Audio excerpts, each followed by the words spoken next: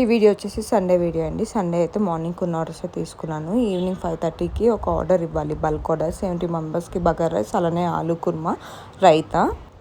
వాళ్ళు వచ్చేసి 5:30 కల్లా ఇవ్వమన్నారు. ఆన్ టైమే ఫుడ్ అయితే రెడీగా ప్రిపేర్ చేసి ఉంచేసాను. ఇంకా వాళ్ళ దగ్గరికి వెళ్ళాక వాళ్ళు స్టిక్కర్స్ అలానే వాటర్ బాటిల్స్ వేసుకొని సపరేట్ కవర్లో ప్యాక్ చేసి అయితే డిస్ట్రిబ్యూట్ చేశారండి.